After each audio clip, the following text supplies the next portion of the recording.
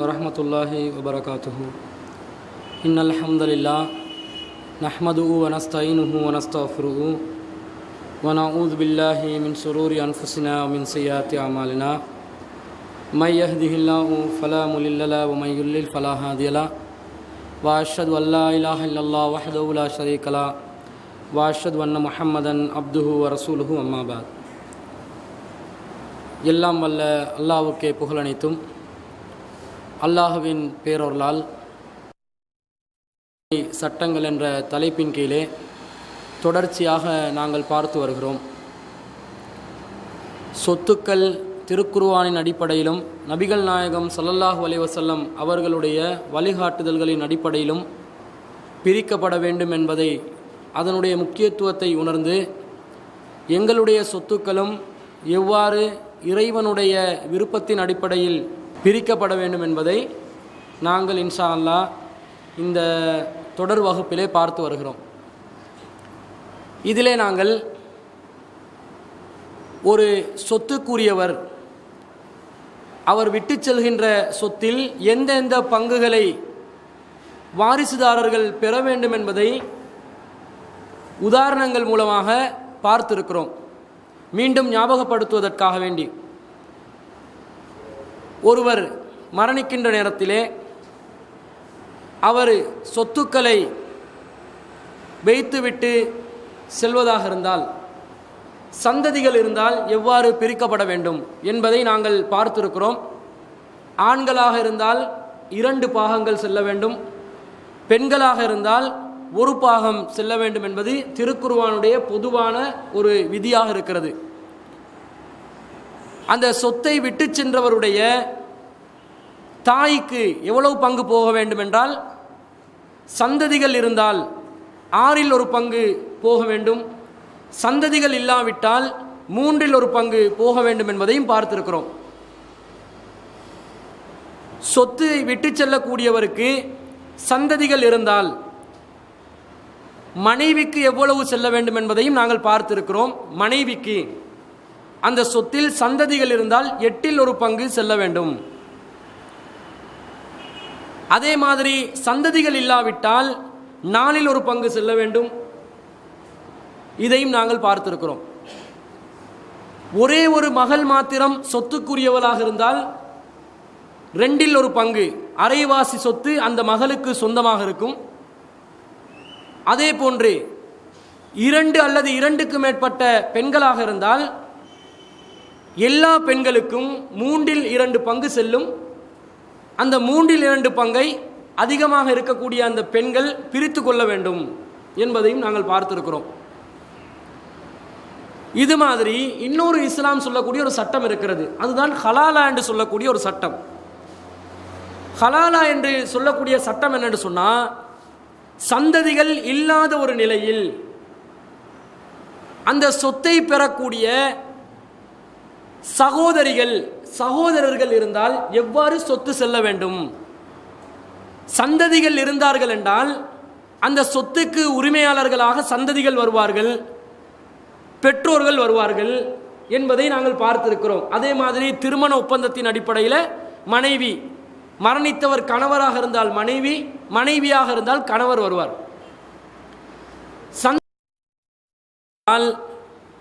அந்த சொத்துக்கு உரிமையாளர்கள் என்ற விஷயத்தில் திருக்குர்ஆன் ஒரு வழிகாட்டல் சொல்கிறது. முதலாவது வழிகாட்டல் என்ன? தாய்க்கும் தந்தைக்கும் அந்த சொத்து செல்ல வேண்டும். அதான் நாங்கள் பார்த்தோம்.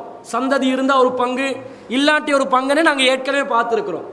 4வது அத்தியாயத்தில் 11வது வசனத்தில் அல்லாஹ் தஆலா அதை குறிப்பிடுறான். சந்ததிகள் இல்லை என்று சொன்னால் தாய்க்கு 3இல் 1 பங்கு, சந்ததிகள் இல்லை என்று சொன்னால் அப்போ தகப்பனுக்கு மீதி சொத்து போகுது. இது நாங்கள் பார்த்தோமா இல்லையா? பார்த்தோம். அப்போ இங்கே சந்ததிகள் இல்லாத நிலையில் சகோதரிகளுக்கும் பங்கு போகுது, சகோதரர்களுக்கும் பங்கு போகுதுன்னு அல்லாஹ் சொல்றான். அப்போ இதை எப்படி நாங்கள் புரிஞ்சு கொள்ளணும் என்று சொன்னால், சந்ததிகள் இல்லாத நிலையில் பெற்றோர்களில் தாயும் தந்தையும் இல்லாத ஒரு நிலை அடைந்தால் அந்த சொத்துக்கு பங்குதாரராக யார் வருவார்? சகோதரர் அல்லது சகோதரி வருவாங்க. இதுதான் ஹலாலா என்று சொல்லக்கூடிய சட்டம். நல்லா புரிஞ்சுக்கோங்க. சந்ததிகள் இல்லை என்று சொன்னால் பெற்றோர்கள் இருந்தால் பெற்றோர்களுக்கு தான் சொத்து போகும். அதில் தாய்க்கு 1/3 போகுது, தகப்பனுக்கு 2/3 போகுது. அல்லாஹ் சொல்லக்கூடிய வசனம் 4வது அத்தியாயத்தில் 11வது வசனம். அதே மாதிரி இதே 4வது அத்தியாயத்தில் 11வது வசனத்தில் அல்லாஹ் சகோதரிகளுக்கும் சகோதரர்களுக்கும் சொத்துல பங்கு போகுதுன்னு அல்லாஹ் சொல்றான். அப்ப இதுல குழப்பமாகக்கூடாது. சந்ததிகள் இல்லாட்டி தாய்க்கும் சொத்து போகணும் என்றான், சகோதரிகளுக்கும் போகணும் என்றான். அப்ப எப்போ போகும்டா, சந்ததிகள் இல்லாத நிலையில் அந்த சொத்துக்கு வாரிசுதாரர்களாக தாயும் தந்தையும் இல்லாமல் இருந்தால், அப்ப சந்ததியும் இல்லை தாய் தகப்பனும் இல்லை, இந்த நிலையில் சொத்து செல்வதாக இருந்தால் சகோதரிகளுக்கும் சகோதரர்களுக்கும் சொத்து போகும். இஸ்லாம் முக்கியத்துவம் யாருக்கு கொடுக்குது? முதலாவது பிள்ளைகளுக்கு, 2வது பெற்றோர்களுக்கு, அதுக்கு அடுத்த கட்டம் தான் யார் வருவாங்க? இந்த ஹலாலா என்று சொல்லக்கூடிய நிலையில் இருக்கக்கூடியவர்கள் வருவார்கள். இதை நல்லா புரிஞ்சுக்கோங்க. அல்லாஹ் தாலா 4வது அத்தியாயத்தில் 12வது வசனத்தில் அல்லாஹ் சொல்லி காட்டுறான், வயின்கான ரஜுலுன் யூரசு கலாலத்தன் அவிம்ராத்துன் வலவு அஹுன் அவ் உஹுத்துன் ஃபலி குல்லி வாஹிதி மின்ஹும சுதுசு. அல்லாஹ் சொல்றான், இறந்த ஆணோ இறந்த பெண்ணோ பிள்ளை இல்லாதவராக இருந்து, பிள்ளைகள் இருக்கக்கூடாது, அவர்களுக்கு ஒரு சகோதரனும் ஒரு சகோதரியும் இருந்தால் அவர்கள் ஒவ்வொருவருக்கும் 1/6 பங்கு உண்டு. அல்லாஹ் சொல்றான், பிள்ளைகள் இல்லாமல் இருக்கணும், பெற்றோர்களும் இல்லைன்றதை நாங்கள் புரிஞ்சுக்கொள்ளணும் அந்த வசனத்தின் அடிப்படையில். அப்ப சகோதரனும் சகோதரியும் ஒவ்வொருத்தர் இருக்கிறாங்க, எவ்வளவு போகணுமா? ஒவ்வொருத்தருக்கும் 1/6. அப்ப சகோதரனுக்கு 1/6, சகோதரிக்கும் 1/6 என்று அல்லாஹ் சொல்றான். பிறகு அல்லாஹ் ஃபைன் கானு அக்ஸரம் இந்தாலிக ஃபவும் சுரகாஉ ஃபி சுலுசி, அவர்கள் அதிகமானவர்கள் இருந்தால், சகோதரர்கள் சகோதரிகள் ஒருத்தர் இல்லாம ஒருத்தருக்கு மேற்பட்டவர்களாக இருந்தால், சகோதரர்கள் ஒருவருக்கு மேற்பட்டவர்களாக இருந்தால் அவர்களுக்கு எது போவது? 1/3 பங்கு. அல்லாஹ் சொல்றான், மரணித்தவருக்கு சந்ததிகள் இல்லாமல் தாய் தந்தை இல்லாமல் ஒரு சகோதரி ஒரு சகோதரன் இருந்தால் 1/6. அதிகமானவர்கள் இருந்தால், அதிகமான சகோதரர்கள் இருந்தால் அவர்கள் எல்லாமே 1/3 பங்குக்கு பங்குதாரர்கள். எல்லாத்துக்கும் சேர்த்து 1/3 பங்கு போகுதுன்னு அல்லாஹ் சொல்றான். ஒவ்வொன்றா திருவி திருவி சொல்றேன், இது கொஞ்சம் ஏத்துறதுக்கு கஷ்டம், முள்ளத்தான் ஏத்தணும். சரியா? நாங்க ஆரம்பத்தில் இறந்தவர் எடுத்தோம். இந்த இறந்தவருக்கு பிள்ளைகள் இருந்தா, அது ஒரு ஆணா இருந்தாலும் சரி பெண்ணா இருந்தாலும் சரி, முதல்ல சொத்து பங்கீடு இவங்கள மேல ஒரு இடத்துல வருவாங்க, தாயும் தகப்பனும் வருவாங்க.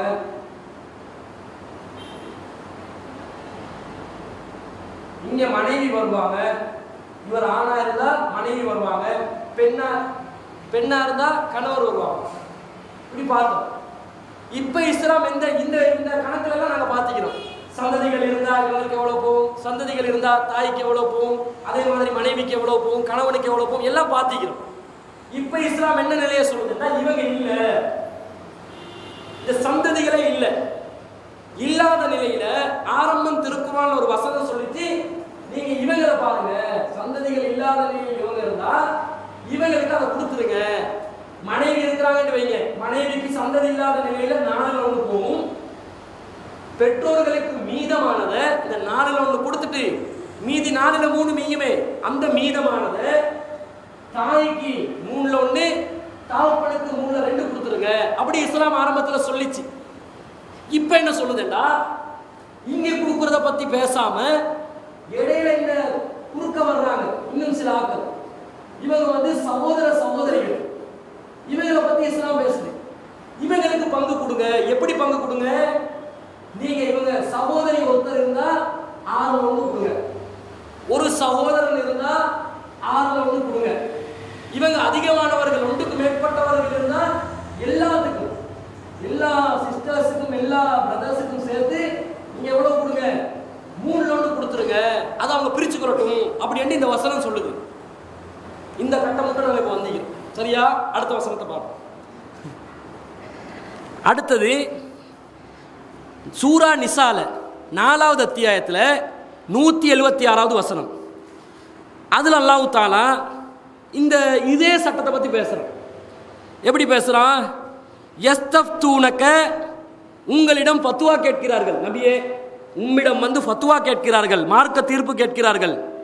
குலில்லாஹு யுஃப்தீக்கும் ஃபில் கலாலதி, அல்லாஹ் கலாலா விஷயத்தில் உங்களுக்கு மார்க்க தீர்ப்பு வழங்குகிறான் என்று நபியே நீங்க சொல்லுங்க. என்ன மார்க்க தீர்ப்பு? இனிம்ருஉன் ஹலக லைஸலஹு வலதுன், ஒரு மனிதர் அவருக்கு பிள்ளைகள் இல்லாமல், திருப்பல்லாம் இந்த சந்ததி இல்லாத சீனை பேசுறான், பிள்ளைகள் இல்லாமல், வலவு உஹுத்துன், அவருக்கு ஒரு சகோதரி இருந்தால், ஃபலஆ நிஸ்ஃபு மா தரக்க, அவளுக்கு அவர் விட்டு சென்றதில் அறவாசி உண்டு. இப்பெல்லாம் எவ்வளவு சொல்றான்? ஆரம்பத்தில் எவ்வளவு சொன்னான்? ஒரு சகோதரி இருந்தா 6 இப்ப என்ன சொல்றான்? இது 4வது அத்தியாயத்துல 12வது வசனத்துல அல்லாஹ் சொன்னது. இப்ப 4வது அத்தியாயத்துல 126வது வசனத்துல அல்லாஹ் என்ன சொல்றாங்கன்னா, ஒரு சகோதரி இருந்தா அவருக்கு அறவாசி கொடுங்க. 2ல் 1 அல்லாஹ் சொல்றான். பாருங்க, அத முரண்பாடு நாங்க தீர்த்துருவோம். மாத்தரக்க அல்லாஹ் சொல்லிட்டான். வஹுவ யரிசுஹா இல்லம் யகுன் லஹா வலதுன், ஒருத்தருக்கு சந்ததி இல்லை என்று சொன்னால், எப்படி அல்லாஹ் சொல்றான்? ஒரு மனிதருக்கு சந்ததி இல்லை என்று சொன்னால், ஒரு சகோதரி இருந்தால் அவருக்கு அறப்பாகம் என்று சொல்லிட்டு, அவர் வஹுவ யரிசுஹா, அவர் தான் அதற்கு வாரிசாக இருப்பார். இல்லம் யகுன் லஹா வலதுன், ஒரு பெண்ணுக்கு சந்ததி இல்லை என்று சொன்னால், பிள்ளைகள் இல்லை என்று சொன்னால், ஃபைன் கான தஸ்னத்தைனி, அவளுக்கு 2 சகோதரிகள் இருந்தால், ஃபல உமஸ் சுலுசானி, அல்லாஹ் சொல்றான். ஒரு ஆணுக்கு பிள்ளை இல்லை, ஒரு சகோதரி இருந்தால் 2ல் 1 அல்லாஹ் சொல்லிட்டான். இப்போ ஒரு பெண்ணுக்கு பிள்ளை இல்லை, சகோதரன் இருந்தால் அந்த சகோதரன் தான் என்ன செய்வானா? வாரிசாவா? அல்லாஹ் சொல்றான். ஆணுக்கு பிள்ளை இல்லை, ஒரு பெண் சகோதரி மட்டும் இருந்தால் அந்த பெண்ணுக்கு ஹாஃப் வருது. அதே மாதிரி ஒரு பெண்ணுக்கு பிள்ளை இல்லை, ஒரு ஆண் சகோதரன் இருந்தால் அவருக்கு எவ்வளவு வருது? முழு சொத்தும் வருது. அவர் ஆசிபா போவார். ஒரு சகோதரன், ஒரு பிரதர் இருந்தால் அந்த பெண்ணுடைய சகோதரன் சந்ததிகள் இல்லாமல் ஒரு சகோதரன் மாத்திரம் இருந்தால் முழு சொத்தும் அந்த சகோதரனுக்கு போகுது அப்படின்னு அல்லாஹ் சொல்றான்.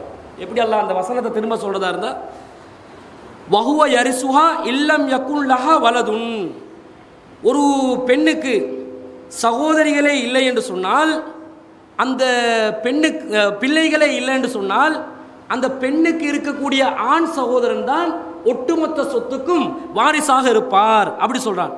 ஃபைன் கானத் தஸ்னத்தைனி ஃபல உமஸ் சுலுசானி, ஒரு பெண்ணுக்கு அல்லது ஒரு ஆணுக்கு சந்ததிகள் இல்லாமல் சகோதரிகள் 2க்கு அதிகமாக இருந்தால் அவங்களுக்கு எவ்வளவு கிடைக்க போகுது? எவ்வளவு கிடைக்க போகுது?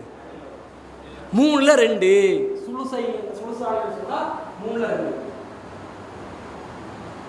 சிஸ்டர்ஸ் அதிகமாகிறாங்க, 1க்கு மேற்பட்டவங்க இருந்தால் அவங்களுக்கு 3ல் 2 எல்லாருக்கும் கிடைக்க போகுது அப்படின்னு அல்லாஹ் சொல்றான். அதே மாதிரி அல்லாஹ் சொல்றான், மிம்மா தரக்க, அவங்க விட்டு செல்றதுல, ஃபைன் கானு இஹ்வத்தன் ரிஜாலம் வனிசாஅன், அவர்களுக்கு ஆண்களாகவும் பெண்களாகவும் சகோதர சகோதரிகள் இருந்தால், ஃபலிஸ்ஸகரி மிஸ்லு ஹல்லில் உன்சயைன், ஒரு ஆணுக்கு இருக்கக்கூடிய பாகம் பெண்ணுக்கு இருக்கக்கூடிய பாகத்தை போன்று 2 மடங்கு. இது அல்லாஹ் சொல்லி காட்டுறான்.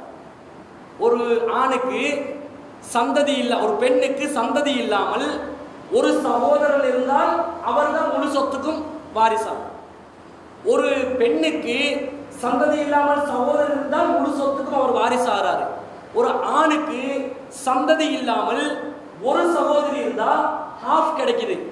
அதே மாதிரி ஒரு பெண்ணுக்கு சந்ததிகளே இல்லை, ஒரு ஆணுக்கு சந்ததிகளே இல்லை, சகோதரர்களாகவும் சகோதரிகளாகவும் பல பேர் இருந்தால் அந்த 2 கொண்டு என்ற கணக்கு அடிப்படையில் எடுத்துக்கொள்ளணும் என்று அல்லாஹ் சொல்றான். இப்ப ஆரம்ப 4வது அத்தியாயத்தில் 12வது வசனத்துல ஒரு சகோதரி இருந்தால், சந்ததிகள் இல்லாமல் ஒரு சகோதரி இருந்தால் 6ல் 1 என்று அல்லாஹ் எடுக்க சொல்றான். இந்த வசனத்துல சந்ததி இல்லாமல் ஒரு சகோதரி இருந்தால் எத்தனை பேர் எடுக்க சொல்றான்? எத்தனை அளவு? 2ல் 1 எடுக்க சொல்றான். இப்ப இது முரண்பாடா இல்லையா? மஸ்துக வசனத்தில் அல்லாஹ் என்ன சொன்னான்டா, சந்ததிகள் இல்லாத நிலையில் ஒரே ஒரு சகோதரி மாத்திரம் இருந்தா 6 எடுங்க, சகோதரன் இருந்தா 6 எடுங்க அப்படின்னு எல்லாம் சொல்லிட்டாங்க. இந்த வசனத்துல ஒரே ஒரு சகோதரி இருந்தா சந்ததி இல்லாம 2 எடுங்கன்னு சொல்றாங்க. இப்ப இந்த 6 2 ஒன்றுக்கு ஒன்று முரண்படுது. இப்ப இதுக்கு மார்க்க தீர்ப்பு என்னது? ஃபர்ஸ்ட் அதை பார்க்கணுமே. அமௌண்ட்டை சரியா டிசைட் பண்ணாதான் பங்கை பிரிச்சு கொடுக்கலும். இப்போ 2 அளவு சொல்லப்பட்டிருக்குது. இந்த 2ம் சரியா, 1 மட்டும் சரியா என்றதையும் நாங்கள் பார்க்க வேண்டும். என்ன நினைக்கிறீங்க? பிரதர் வந்தாலும் ஒரு சகோதரி என்று வந்து அவங்க கிடைக்க வேண்டிய பங்கு 6 வந்துருச்சு. ஒரு சகோதரி அல்லது ஒரு சகோதரன், ஒரு சகோதரியும் ஒரு சகோதரனும் வந்தா 6 வந்துக்குது. அப்படி நீங்க பார்த்தாலும் இங்க வாங்க, ஒரு சகோதரன் ஒரு சகோதரி வந்தா என்ன செய்ய சொல்லிக்குது? 2 கொண்டு அடிப்படையில் நீங்க எடுத்துக்கோங்க. 2 சகோதரி இருந்தா 3ல 2 வந்துக்குது. அதிகமானவர்கள் இருந்தா ஆணும் பெண்ணும் கலந்து இருந்தா என்ன சட்டம்? ஒருத்தருக்கு ஒரு பெண்ணுக்கு ஒரு பங்குட்டா ஆணுக்கு அதை போல 2 பங்கு. அப்படி பார்த்தாலும் வந்து நிற்குது. இதை வச்சுதான் கேட்பாங்க, பார்த்தீங்களா இமாம்கள் வந்து அதை கண்டுபிடிச்சி, இமாம்களுக்கு தான் அந்த தெளிவு கிடைச்சி, இமாம்கள் தான் இந்த பிரச்சனையை தீர்த்தாங்க அப்படின்னு சொல்லுவாங்க. அது அல்லது அது வேறொரு ஹலாலா, இது வேறொரு ஹலாலா, அது வேற சட்டம், இது வேற சட்டம் என்றுவாங்க. 2 ஒன்று தானே. சந்ததி இல்லாத நிலையில சகோதரிக்கு எவ்வளோ போகுது, சகோதரனுக்கு எவ்வளோ போகுதுன்றது பேசுறது தான் 2ம் சொல்லுது. ஆரம்ப வசனத்தில் சந்ததி இல்லாம ஒரு சகோதரன் ஒரு சகோதரி, ஒரு சகோதரன் இருந்தா 6ல் 1, ஒரு சகோதரி இருந்தா 6ல் 1. 2வது அதே வசனத்தில் என்ன சொல்லிச்சு? 1க்கு மேற்பட்ட சகோதரிகள் இருந்தா 3ல் 1க்கு அனைவரும். என்னது? சகோதரி 1க்கு மேற்பட்டவங்க இருக்கிறாங்க, சகோதரர்கள் 1க்கு மேற்பட்டவங்க இருந்தா 3ல் 1 அனைவரும் என்ன செய்வாங்க? பங்காளிகள், கூட்டா சேருவாங்க அப்படின்னு அந்த வசனம் சொல்லிச்சு. இந்த வசனத்துல இறந்தவருக்கு ஒரு சகோதரி இருந்தா அறவாசி என்று சொல்லிருச்சு.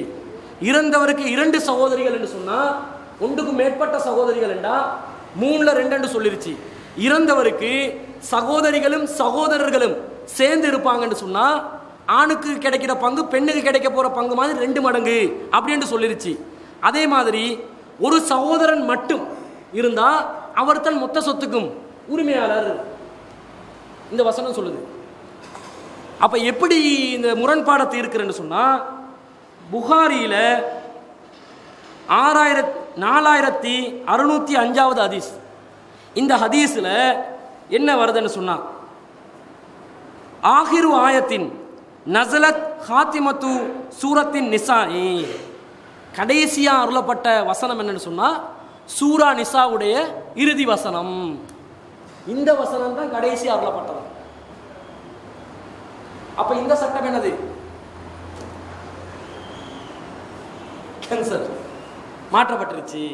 இதுதான் கடைசி. ஏன்னா இது முரண்பாடை தீர்க்க வேற வழி இல்லை, இதுதான் வழி. அதை ஒன்றை சொல்லுது, இது ஒன்றை சொல்லுது, தெளிவா விளக்குது. இது முரண்பாடு தான், மாற்று கருத்து இல்லை. இஸ்லாம் என்ன சொல்லுது? இந்த 2 வசனத்துல இறுதியாக அருளப்பட்ட வசனம் இந்த வசனம். அப்ப இந்த வசனம் தான் இறுதியாக அருளப்பட்டுச்சுன்னு சொன்னா இந்த 6ல் 1 என்று சொல்லக்கூடிய பங்கு இந்த வசனம் ஊடாக ரத்து செய்யப்படுகிறது. இதை நாங்கள் விலகி கொண்டோம்னா சரி. இப்ப சொல்லுங்க, சந்ததி இல்லை, சகோதரிக்கு எவ்வளவு போகணும்? ஒருத்தர் மட்டும் இருந்தா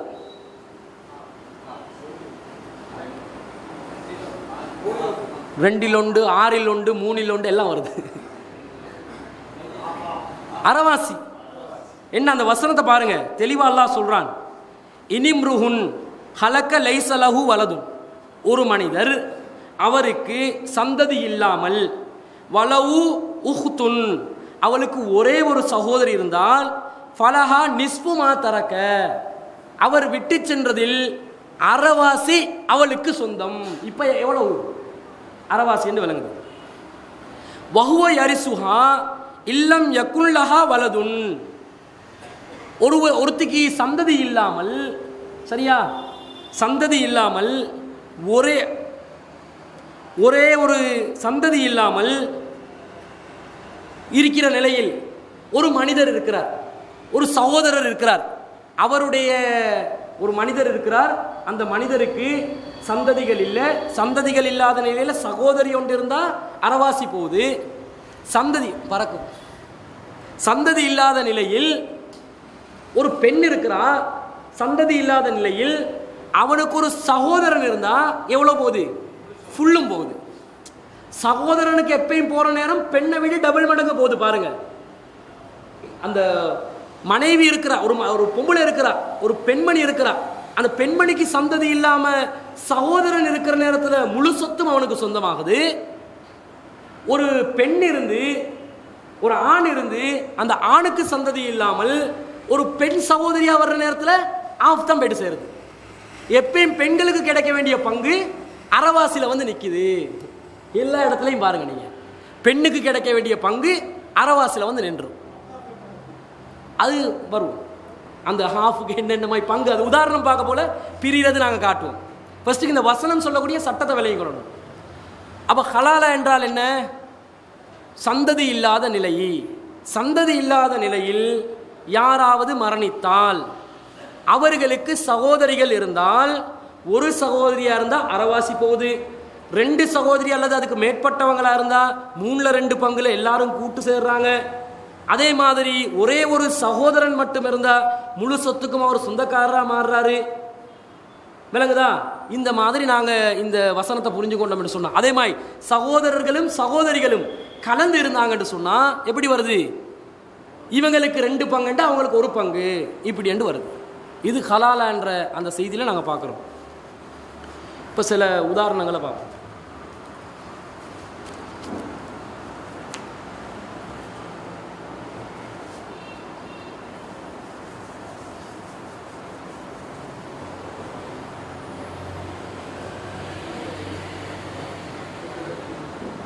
இந்த உதாரணம் பார்க்கறதுக்கு முன்னால நான் திரும்ப உங்களோட ஞாபகத்தை லேசப்படுத்துறேன். ஒருவருக்கு ஒரு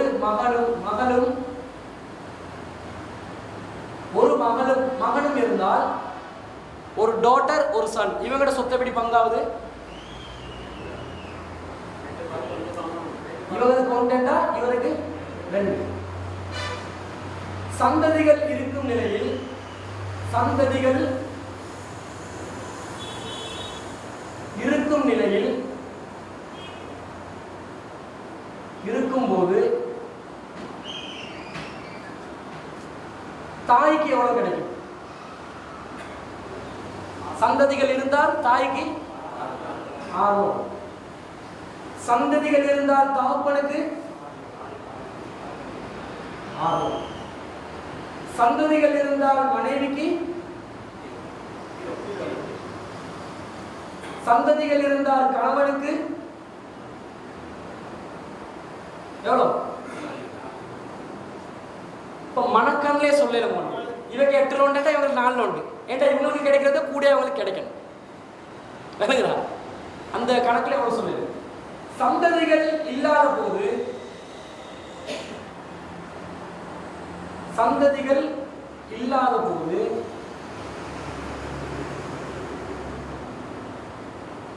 இப்ப தாய்க்கு எவ்வளவு கிடைக்கும்? 3 லோண்டு. தாப்பனுக்கு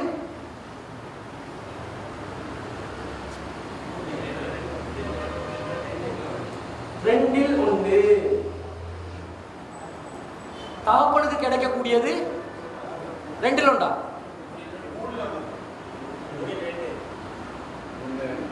தாய்க்கு 3 லோண்டா, தாப்பனுக்கு 3ல பேலன்ஸ் 2 போ. ஏன் சந்ததிகளே இல்லைன்னா நான் என்ன சொன்னேன்? சொத்துக்கு சொந்தக்காரர்கள் யாரு? உமாவும் பாப்பாவும் தான்.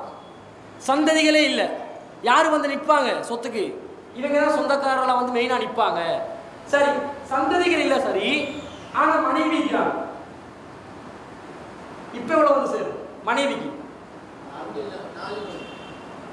மனைவிக்கு 4 லோண்டு.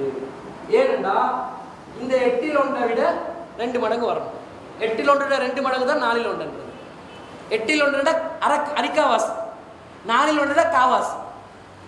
இது வந்து சின்னது, இதுதான் பெருசு.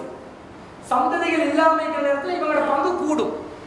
சந்ததிகள் இருக்கிற நேரத்தில் இவரோட பங்கு குறையும். இப்ப கணவருக்கு எவ்வளவு வரும் சொல்லுங்க, டக்குன்னு சொல்லுங்க. இதை பார்த்தாலே சொல்லல உங்களுக்கு, இதை பார்த்தா சொல்லல உங்களுக்கு எவ்வளவு வேண்டும். சந்ததிகள் இருக்கும் நேரம் கணவருக்கு கிடைக்க போகுது காவாசி, இல்லாத நேரம் அரைவாசி. இவ்வளவு விளங்குதா? சரியா? இப்ப சந்ததிகள் இல்லாத போது இவங்களும் இல்லாம இருந்து சகோதரிகள் வராங்க. சந்ததிகளும் இல்ல, தாய் தாப்பனும் இல்ல, சகோதரிகள் வராங்க. இதுக்கு தான் ஹலால் என்று சொல்றது. ஹலால் என்ற சொல்லுக்கு அர்த்தமே அந்த வசனம் என்ன சொல்லுச்சு, உங்களுக்கு சந்ததிகள் இல்லாட்டி. ஹலாலாவை பத்தி ஃபத்வா கேட்குறாங்க. ஃபத்வா சொல்லுங்க, ஒரு மனிதருக்கு சந்ததி இல்லைன்னு சொன்னா, ஒரு சகோதரி இருந்தேன்னு சொன்னா அவங்களுக்கு பாதி எவ்வளவு? அரைவாசி. 2 சகோதரிகள் அல்லது 2க்கு மேற்பட்ட சகோதரிகள் இருந்தால், 2 அல்லது 2க்கு மேற்பட்டவங்க இருந்தால் 3ல் 2. சகோதரிகளும் சகோதரர்களும் கலந்திருந்தால், சிஸ்டரும் பிரதரும் கலந்துக்கிறாங்க, அப்ப அவங்களுக்கு பங்கு எப்படி வருது? சகோதரிக்கு 1 சகோதரனுக்கு 2. ஒரே ஒரு சகோதரன் மட்டும் இருந்தா முழு சொத்தும் அவருக்கு. இதான் நாங்க படிச்ச பாடம்.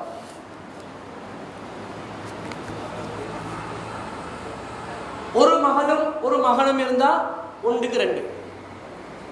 சந்ததிகள் இருக்கும் போது தாய்க்கு 6ல் 1, தகப்பனுக்கு 6ல் 1, மனைவிக்கு 8ல் 1, கணவருக்கு 4ல் 1. சந்ததிகள் இல்லாத போது தாய்க்கு 3ல் 1, தகப்பனுக்கு 3ல் 2. ஏன்னா அவங்க தான் சொத்தை எடுத்துக்கொள்வாங்க. எப்ப எடுத்துக்கொள்வாங்கன்னா, இந்த கணவருக்கும் மனைவிக்கும் போற சொத்தை பிரிச்ச பிறகு. கணவருக்கு மனைவிக்கு சொத்து போகணுமா இல்லையா? சந்ததி இல்லாட்டிலும் கணவன் மனைவி இருக்கிறாங்க. அப்ப அவங்களுக்கு கொடுக்க வேண்டிய சொத்தை கொடுத்துட்டு தான் பேலன்ஸ் என்ன செய்வோம்? 3ல் 1 தாய்க்கும் 3ல் 2 தகப்பனுக்கும் கொடுத்துருவோம். அப்ப சந்ததிகள் இல்லாத நேரத்துல மனைவிக்கு 4ல் 1, கணவருக்கு 2ல் 1. கணவர் ஒத்து சொத்துக்கும் என்ன செய்வாரு? அறவாசி சொத்துக்கும் அறவாசிக்கும் அப்படி சொந்தக்காரரா மாறிடுவாரு. இந்த நிலையில் தாய் தகப்பனும் இல்ல, சந்ததிகளும் இல்ல. இந்த நிலையில் ஒரு சகோதரி இருந்தா அறவாசி, 1க்கு மேற்பட்ட 2க்கு மேற்பட்ட சகோதரிகள் இருந்தா 3ல் 2, ஒரே ஒரு சகோதரன் மட்டும் இருந்தா அவர் தான் சொத்துக்கு சொந்தக்காரர்.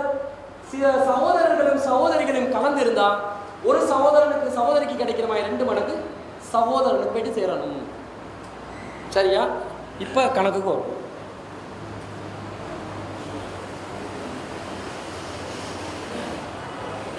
இப்ப நாங்க ஒன்றொண்டா சேர்த்து கொண்டு போறோம். சரியா?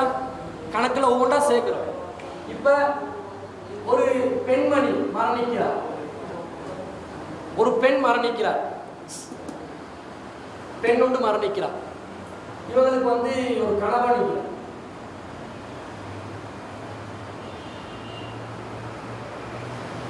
இவங்களுக்கு ஒரு தாய் இருக்கிறார்,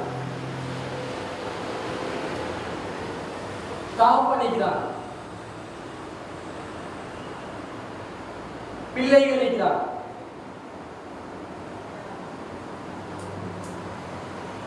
எப்படி நாங்கள் கணக்கு பார்த்தோம்?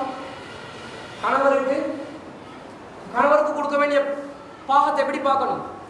சந்ததிகள் ஈக்கிறாங்களா இல்லையான்னு பார்க்கணும். இப்ப சந்ததிகள் ஈக்கிறாங்க, இருக்கக்கூடிய நிலையில டக்குனு கணவருக்கு எவ்வளவு போகும்?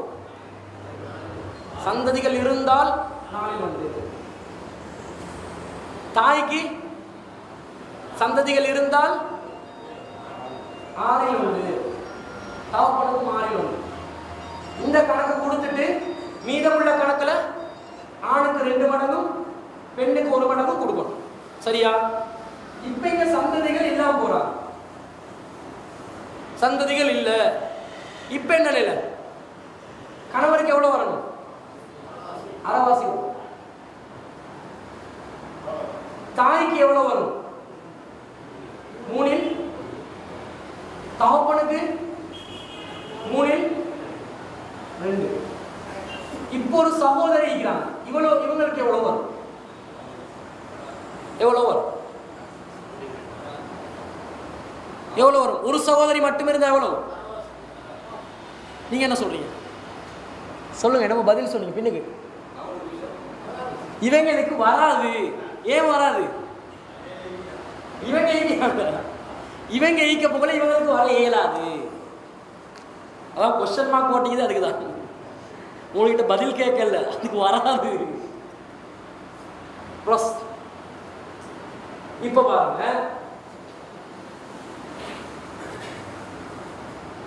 கணவர் இருக்கிறார்,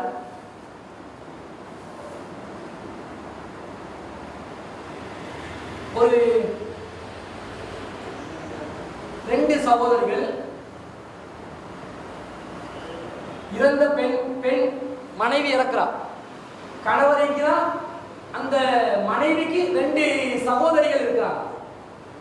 என்ன கணக்கு? ஃபர்ஸ்ட் என்ன பார்க்கணும்? சந்ததிகள் ஈக்கிறாங்களா இல்லையான்னு பார்க்கணும். சந்ததிகள் ஈக்கிறாங்களா? இல்ல இல்லை, இது சிஸ்டர். சந்ததிகள் இல்லைன்னு சொன்னா கணவருக்கு எவ்வளவு பங்கு போகணும்? அறவாசி வந்து மனைவிட சொத்து 1 கோடி ரூபாண்டா சரியா 1 கோடி ரூபாய், 10 லட்சம் 1 கோடி. 1 கோடி ரூபாய் இருந்தா 50 லட்சம் யாரு சொந்தக்காரர்? ஹஸ்பண்ட். ஆயா என்ன செய்வாரு? 50 லட்சத்தை எடுத்து டட்டா காட்டி வெட்டுவாரு. பிறகு சந்ததிகள் இல்ல, தாய் தகப்பனும் இல்ல. இப்ப யாரு சொத்துக்கு வாரிசு வருவாங்க? கலாலா சட்டத்தின் அடிப்படையில சகோதரிகள் வர்றாங்க. 2 சகோதரிகள், அதுக்கு மேற்பட்டவங்க இருந்தா என்ன அமைப்புல கொடுக்கணும்?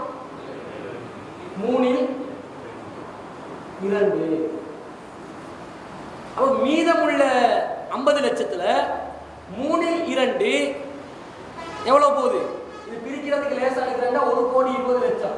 அவ மீதமுள்ள 60 லட்சத்துல 3 2, அதாவது 40 லட்சம் யாருக்கு போகுது? 2 சகோதரிக்கு போகும். இந்த 40 லட்சத்துக்கு சொந்தக்காரர் யாரு? 2 சிஸ்டர்ஸ். அப்போ ஒரு சிஸ்டருக்கு எவ்வளவு கிடைக்கும்? 20 லட்சம்.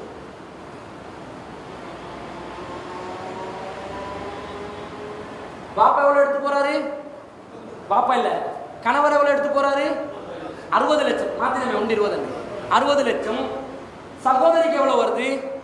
20 லட்சம். அப்ப அவங்களோட நிலைமை என்னன்னு பாத்தீங்களா? அவங்கள வச்சுக்கிற ஸ்டாண்டர்ட் எவ்வளவுன்னு பாத்தீங்களா? அங்க 60 இவங்களுக்கு 20 தான் வருது. ஏனே மிஞ்சிற பாகத்துல ஒரு பாகத்தை எடுத்துட்டு போறாங்க. இதுல பேலன்ஸ் 3ல் 1 வருமே, இது யாருக்கு போகும்ன்றதை நாங்க பார்க்க வைக்கிறோம். ஆசிப் எச்சதாரர்கள் யாரு, எப்படி எல்லாம் அவங்க வருவாங்க, அதுல வந்து அவர் சேர்ந்துருவார்.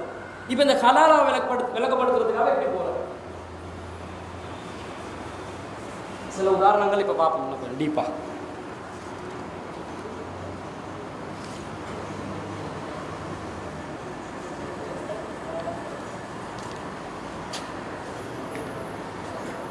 ஒரு மனிதர் மரணிக்கிறார், மரணிக்கிறார். இவருக்கு 4 பொண்டாட்டி. 4 பொண்டாட்டிக்குது. எவ்வளவு சொத்து போகும்? 4 பொண்டாட்டி. சகோதரி ஒரு சகோதரன் மட்டும் இல்லை.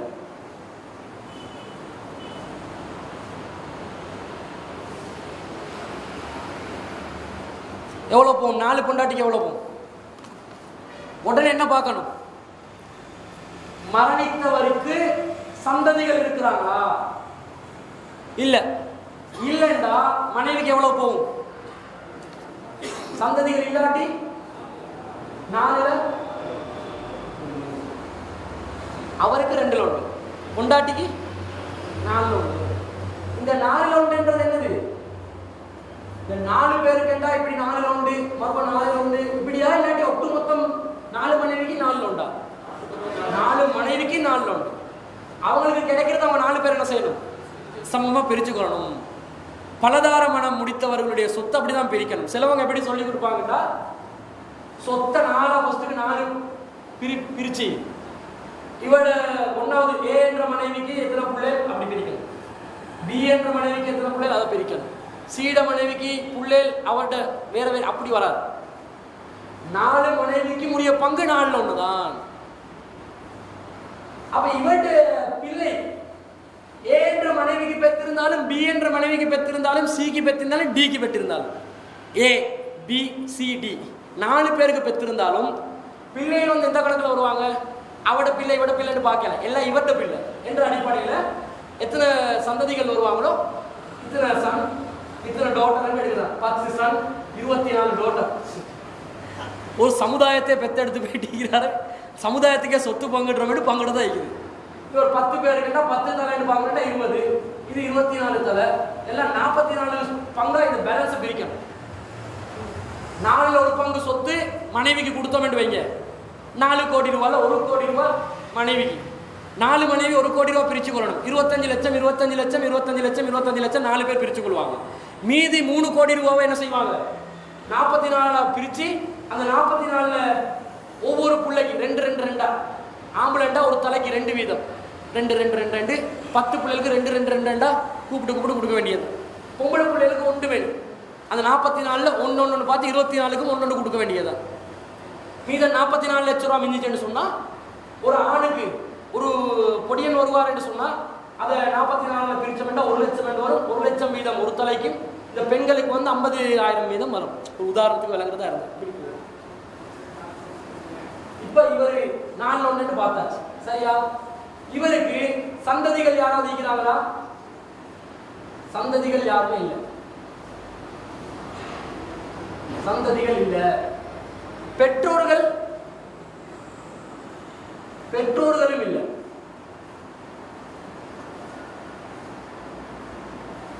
இப்ப இவட்ட சொத்துக்கு யாரு சொந்தக்காரரா வருவாரு? ஒரு சகோதரன் இருக்கிறான்னு சொல்லிட்டோம். நான்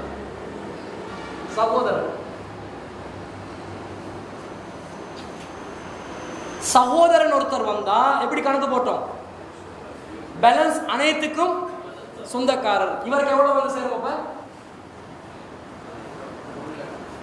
இது பங்கு இல்லை, மிச்சம். அதனால இதுக்கு ஆசிப் சொன்னா சரி.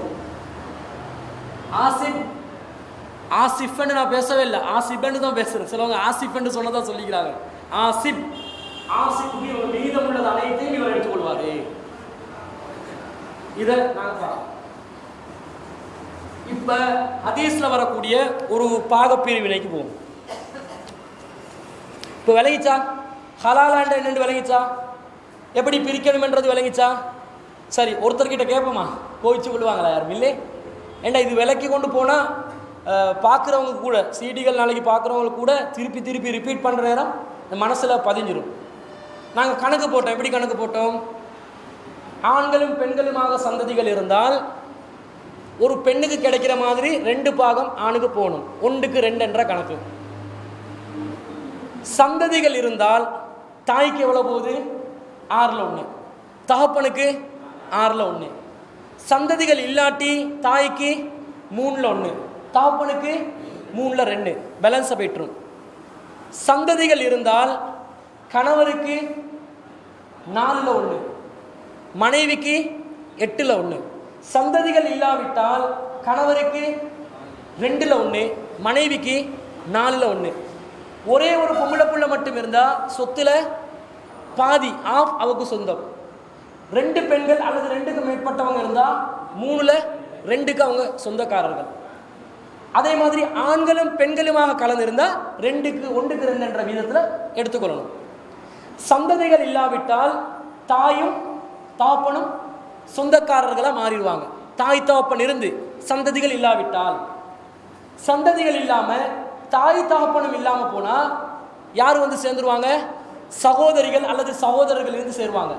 சகோதரியா இருந்தா, ஒரே ஒரு சகோதரியா இருந்தா அரைவாசி, 2 சகோதரியா இருந்தா 3ல் 2, சகோதரர்களும் சகோதரிகளுமாக இருந்தா, ஆணும் பெண்ணுமா சகோதரிகள் இருந்தா 2க்கு 1 என்ற வீதத்தில் போகும். ஒரே ஒரு சகோதரன் மட்டும் இருந்தா முழு சொத்துக்கும் சொந்தக்காரர். இப்ப இன்னொரு விஷயம் பார்க்கிறது. சந்ததிகள் இல்லை,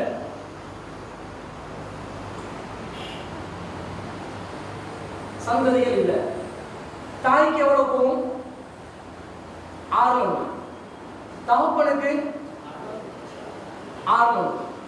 4வது அத்தியாயத்துல 11வது வசனம் சொல்லுது, சந்ததிகள் இல்லாவிட்டால் சரி.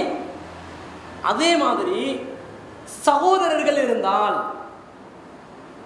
யாருக்கு? சந்ததிகள் இல்ல, இந்த தாய்க்கும் இந்த இறந்தவருக்கு சகோதரர்கள் இருக்கிறாங்க. இறந்தவர் வந்து ஒரு ஆணண்டே வைப்போம். ஆணா இருந்தாலும் சரி, பெண்ணா இருந்தாலும் சரி, யாரா இருந்தாலும் சரி, இறந்தவருக்கு சகோதரிகள் இருக்கிறாங்க, சிஸ்டர் இருக்கிறாங்க. சிஸ்டர்ஸ் இல்ல, சகோதரர்கள், ஆண்கள் சகோதரர்கள் இருந்தால், இந்த ஆண்கள் இருந்தால் இவங்களுக்கு போற இந்த பாகத்தில் சின்ன ஒரு மாற்றம் இருக்கிறதாக அந்த வசனம் சொல்லுது. ஃபைல்லம் யகுல்லஹு வலதுன், அவர்களுக்கு சந்ததிகள் இல்லாவிட்டால் வரிசவு அபவாஹு ஃபலி உம்மிஹி சுலுசு, அவர்களுக்கு சந்ததிகள் இல்லாவிட்டால் பெற்றோர்கள் அதற்கு வாரிசாவார்கள். தாய்க்கு 6ல் 1 பாகம் கிடைக்கிறது. சந்ததிகள் இல்லாமல் இருந்தால் 3ல் 1 கிடைக்குது. 6ல் 1 இல்லை, 3ல் 1, 3ல் 2 கிடைக்குது. யாரும் மாற்றவே இல்லை, எந்த பாட்டில் எழுதினோம் திருத்தவே இல்லை. சந்ததிகள் இல்லாட்டி எவ்வளோ கிடைக்கும்? 3ல் 1, 3ல் 2. அதை சொல்லிட்டு அல்லாஹ் சொல்றான், ஃபைன் கானலஹு இஹ்வத்துன் ஃபலி உம்மிஹி சுதுசு, இவர்களுக்கு ஆண் சகோதரர்கள் இருந்தால் தாய்க்கு கிடைக்க வேண்டிய பாகம் 6ல் 1. சந்ததிகள் இல்லாட்டி தாய்க்கு எவ்வளோ கிடைக்கணும்? 3ல் 1. சந்ததிகள் இல்லாட்டி தாய்க்கு எவ்வளோ கிடைக்கணும்? 3ல் 2. ஏன்? சந்ததிகள் இல்லாட்டி தாயின் தாப்பன் தான் அதுக்கு சொந்தக்காரர். தாய் தாப்பன் சொந்தக்காரன், ஆம்பளைக்கு 2 பங்குண்டா, பொம்பளைக்கு 1 பங்குண்டா அல்லாஹ் சொல்லிட்டான். அதானே சிஸ்டம். சந்ததிகள் இல்லை, பிள்ளைகள் இல்லை, தாய் தாப்பன் தான் இருக்கிறாங்க மரணித்தவருக்கு. சந்ததிகள் இல்லாட்டி யாரு சொத்துக்கு வாரிசாவாங்க? உம்மாவும் வாப்பாவும். உம்மாவுக்கு எவ்வளோ கிடைக்கும்? 3ல் 1. வாப்பாக்கு எவ்வளோ கிடைக்குது? 3ல் 2. அதான் அல்லாஹ் சொல்றான். இப்ப இந்த நிலையை அல்லாஹ் சொல்லிட்டு சகோதரர்கள் இருந்தால் 6ல் 1 உம்மாவுக்கு கொடுங்க அப்படின்னு அல்லாஹ் சொல்றான். அப்ப 2 பாகம் விஷயத்தை நாங்கள் கவனிக்கணும். தாயுடைய விஷயத்துல தாய் சந்ததிகள் இருந்தால் அவங்களுக்கு எவ்வளவு கிடைக்கும்? 6ல் 1 தான். சந்ததிகள் இருந்தால். சந்ததிகள் இல்லாட்டி 6ல் 1 வராது, 3ல் 1, 3ல் 2. நீங்களே சொன்னீங்களே எனக்கு ஆன்சரா, அதான் சொல்லிக்கிறேன். 3ல் 1, 3ல் 2.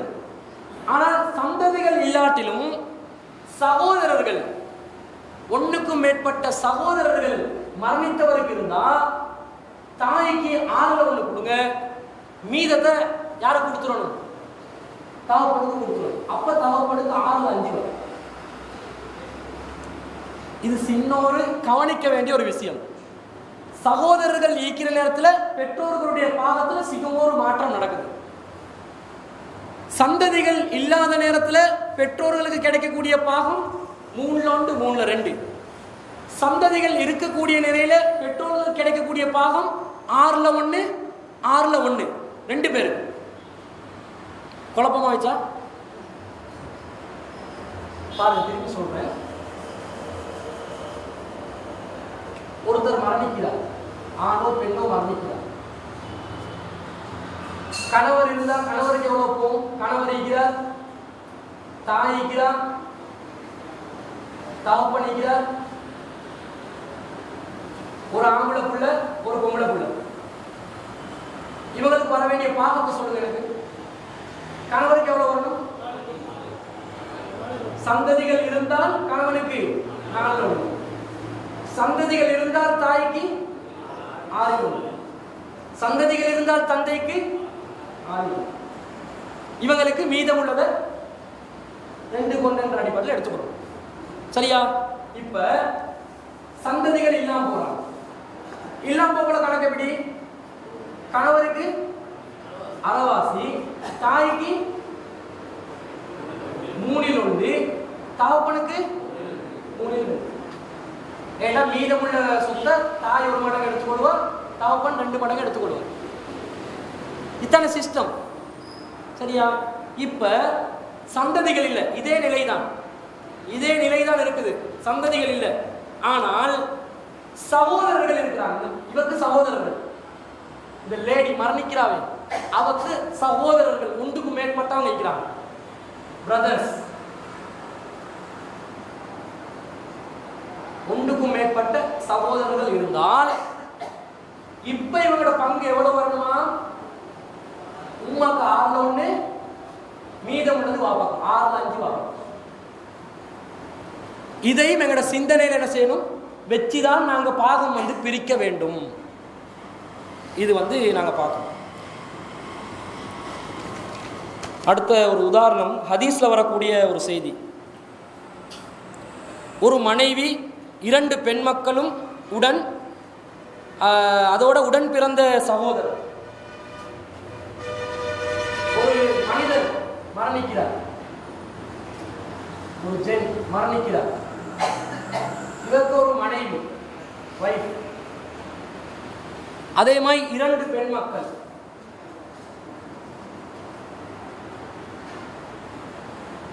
அதே மாதிரி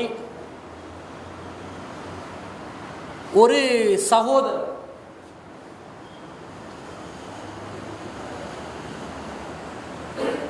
இருந்தா எப்படி பாகம் பிரிக்கப்பட வேண்டும் என்பது பார்க்க சொல்லுது. இப்ப இந்த மரணித்தவருக்கு பெற்றோர்கள் இல்லை, உம்மா அப்பா யாருமே இல்லை இல்லையா? இந்த வைஃப் அண்ட் மட்டும் போட்டா என்ன அர்த்தம்? பொண்டாட்டி மட்டும்தான் ஈக்கிறான்னு அர்த்தம். ஒரு 2 பிள்ளைகள், பெண் மக்கள் 2 பேர் இருக்கிறாங்க, 2 daughters. ஒரு சகோதரன் இருக்கிறார். சரியா? இந்த நிலையில குழப்பிக்கொள்ளாம பாருங்க, எவ்வளவு சந்ததிகள் இருந்தால் மனைவிக்கு எவ்வளவு? 8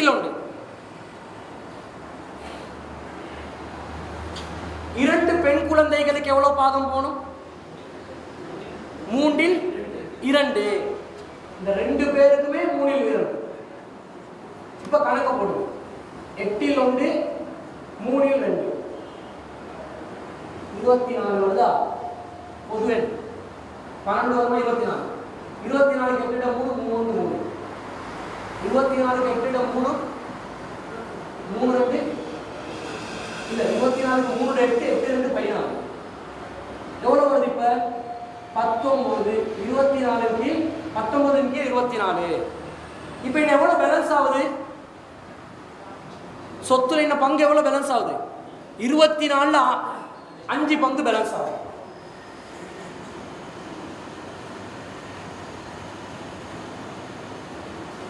இதை இந்த சகோதரனுக்கு கொடுப்போமா? கொடுக்கலாமா? நீங்க படிச்ச விளக்கத்தின் அடிப்படையில் சொல்லுங்க, கொடுக்கலாமா?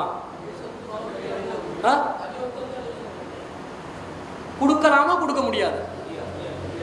ஏன் முடியாது?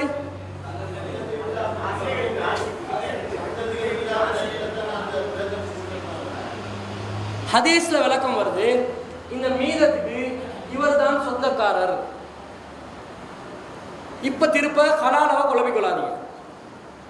ஹலாலான நாங்க எது படிச்சோமோ அதுதான் சட்டம். சந்ததிகள் இருந்தால் நாங்க சகோதரனுக்கு கொடுக்க முடியாது. ஆனால் இங்க பாருங்க, தாயும் இல்லை தகப்பனும் இல்லை, இருக்கக்கூடியவங்க 2 பேர் யாரு? பெண் மக்கள். அப்ப மேல் மட்டத்திலையும் ஆண் உறவு இல்லை, கீழ் மட்டத்திலையும் ஆண் உறவு இல்லாத நிலையில் ஒரு சகோதரன் வந்தால் அவர் அந்த சொத்துக்கு சொந்தக்காரர் என்று நபி ஸல்லல்லாஹு அலைஹி வஸல்லம் சொல்றாங்க.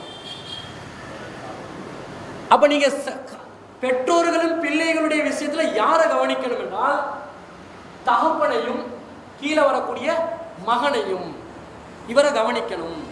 சந்ததிகள் இல்லை என்பது பெண்களாகவே முழுக்க இருந்து பெண்களாகவே இருக்கிறாங்க. மேல அதுல மீதத்தை பெற்றுக்கொள்றதுக்கு தந்தையான ஆணும் இல்லை. இந்த நிலையில் சொத்து மிஞ்சி சென்றா அது யாருக்கு கொண்டு போய் சேர்க்கணும்? நெருங்கிய ஆண் உறவினர் என்ற அடிப்படையில் அந்த சகோதரனுடைய மரணித்தவருடைய சகோதரனுக்கு கொண்டு போய் சேர்க்கணும்.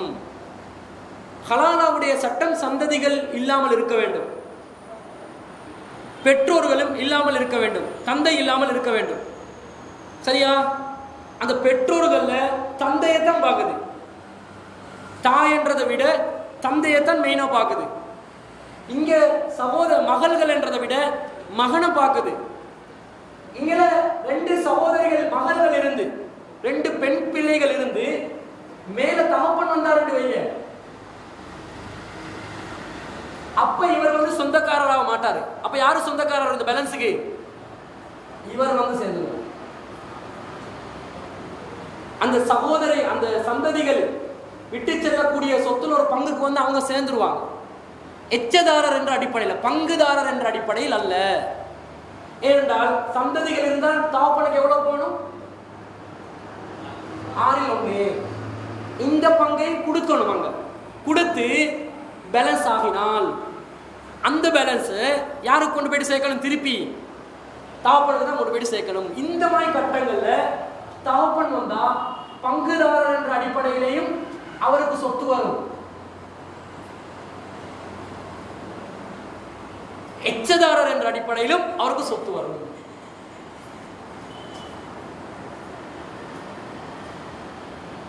இந்த 2 நிலையிலையும் சொத்து பெறுவார். பெரிய குழப்பம் ஒன்றுமே இல்லை. வெரி சிம்பிளான விஷயம். ஹதீஸ்ல நேரடியா ஆதாரம் வர்றதுனால நாங்க இதை எடுத்து ஆகணும். அப்ப நான் சொன்ன ஹதீஸ் உதாரணத்துல தகப்பன் வரல, அதே நேரத்துல 2 மகள் இருக்கிறாங்க, மகனும் இல்லை. இந்த மாதிரி ஒரு நிலையில சொத்து கொண்டு போயிட்டு அவங்களுக்கு சேர்க்கிறதா இருந்தா இவங்களுக்கு மீதமுள்ள சொத்தை நெருங்கிய உறவினர் என்ற அடிப்படையில், ஆண் உறவினர், கீழே பிள்ளைகளும் இல்லை, மேல பெற்றோர் சந்ததிகள், அந்த வாப்பா வாப்பட வாப்பா, குறைஞ்சது வாப்பட வாப்பா இருந்தாவது அவர் பேலன்ஸுக்கு வந்துருவார். அவரும் வரல. வராத நிலையில இந்த மரணித்தவருடைய சகோதரன் தான் ஆண் உறவினர்ல நெருங்கிய உறவினராக வருவதனால எச்சதாரர் என்ற அடிப்படையில் அவர் அந்த சொத்துக்கு உரிமையாளராக மாறுவார். இவர் பங்குதாரர் இல்லை. ஹலாலா என்பது என்ன? பங்குதாரர். நல்லா நினைவு வச்சுக்கோங்க. ஹலாலா என்பது இவருக்கு மீதமாக கிடைக்கக்கூடியது இல்லை. சொத்துட முக்கியமான உரிமையாளராக வருவார். சந்ததிகள் இல்லை, பெற்றோரும் இல்லை. ஆணா இருந்தால் என்ன செய்யணும்? ஆண் சகோதரன் ஒட்டுமொத்த சொத்துக்கும் உரிமையாளராக மாறுவார். ஆனால் நீங்கள் இவர் ஒட்டுமொத்த சொத்துக்கு உரிமையாளராக மாறினாரா? இல்லை. பேலன்ஸ் உண்டாவிச்சு. அந்த பேலன்ஸை யாருக்கு கொடுக்கிறது? அந்த பேலன்ஸை வந்து தூக்கி வீசலாமா? வீச முடியாது. மார்க்கம் என்ன சொல்லுது? இந்த மாதிரி ஒரு நிலையில் இப்படிப்பட்ட ஒரு பாகம் வந்து மீயும் என்று சொன்னா அதை கொண்டு போயிட்டு நெருங்கிய ஆண் உறவினருக்கு கொண்டு போயிட்டு சேருங்க. இதுக்கு தான் நாங்கள் ஆசிப் என்று சொல்றது. சொத்தை மீயம் வச்சு அதை பங்கு சேர்றதுக்கு யாரும் வரலன்னு சொன்னா நெருங்கிய ஆண் உறவினை பார்க்கணும். முதல்ல யாரை பார்க்கணும்? பிள்ளையோட நிலையில பார்க்கணும். அந்த பிள்ளைக்கு தாண்டு பார்க்கணும், அல்லது பிள்ளைக்கு தாண்டு சரி பார்க்கணும், அல்லது தகப்பனை பார்க்கணும், தகப்பனை இருக்கிறாரான்னு பார்க்கணும், அல்லது தகப்பனுக்கு தகப்பனை இருக்கிறாரான்னு பார்க்கணும். 2 நிலையிலும் அவருக்கு கொடுக்க முடியலன்னு சொன்னால் கிராஸ் ரூட்டுக்கு போகும், சகோதரனுக்கு வந்துடும்.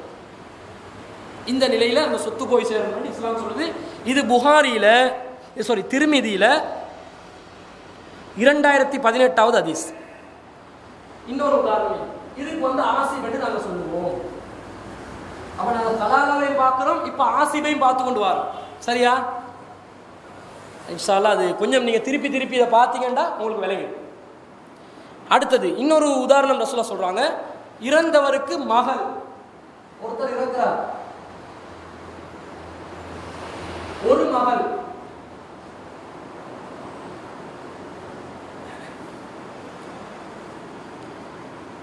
மகளும் மகனின் மகளும்,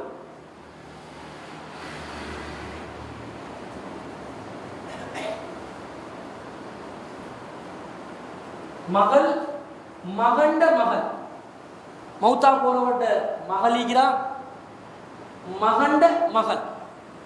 அதே மாதிரி சகோதரி, ஒரு சகோதரி. இந்த சொத்துல பங்கு எவ்வளவு போகணும்? வேற யாரும் இல்லை. இப்படி குடும்பங்கள் வரும் தானே, இந்த மாதிரி குடும்பங்கள் வரும். இப்ப எவ்வளவு கொடுக்கணும் சொல்லுங்க? ஒரு மகள் இருந்தால், இறந்தவருக்கு ஒரு மகள் இருந்தால் சொத்துல பாதி.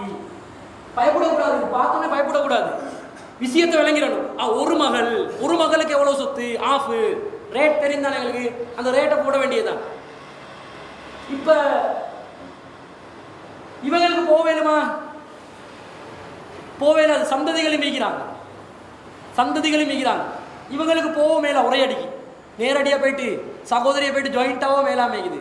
இப்போ என்னதான் பண்றது? அப்போ இந்த செய்தியை வந்து கேட்குறாங்க, அபூ மூஸா ரலியல்லாஹு அன்ஹு அவங்ககிட்ட வந்து கேட்குறாங்க. சாபாக்களை பாருங்க கொஞ்சம் இதில் குழம்பினாங்க, விளக்கம் சொல்லி கொள்ளலாம் சில விஷயங்கள். அவர் சாபாக்களை விமர்சிச்சுன்னு வந்துடக்கூடாது, உண்மையில ஹதீஸ்ல அப்படிதான் வருது. அபூ மூஸா ரலியல்லாஹு அன்ஹு கிட்ட போயிட்டு கேட்குறாங்க, இறந்து போன ஒருவருக்கு ஒரு மகள், மகனுடைய மகள், சகோதரி இருந்தால், ஆகியோர் இருந்தால் அவர்களுக்கு கிடைக்கும் சொத்துரிமை குறித்து என்ன பதில் அப்படின்னு கேட்குற நேரத்தில் அவர் சொல்றாரு, மகளுக்கு மொத்த சொத்தில் பாதி, அதே மாதிரி மகளுக்கு மொத்த சொத்தில் பாதியும் சகோதரிக்கு மீதி பாதியும். யாருடைய பத்துவா இது? அபூ மூஸா ரலியல்லாஹு அன்ஹு பத்துவா. அபூ மூஸா ரலியல்லாஹு அன்ஹு சொல்றாங்க, நீங்க மகளுக்கு பாதியை கொடுத்துருங்க, சகோதரிக்கு பாதியை கொடுத்துருங்க, கதை முடிஞ்சு. அவருக்கு ஒரு பாதி, இவருக்கு ஒரு பாதி. அப்ப இப்படி சொல்லிட்டு கூடுதலான விளக்கம் வேணும்னு சொன்னா இப்னு மஸ்ஊத் ரலியல்லாஹு அன்ஹு கிட்ட போய் கேட்டுக்கோங்க அப்படின்றாங்க. இப்னு மஸ்ஊத் ரலியல்லாஹு அன்ஹு கிட்ட வரா.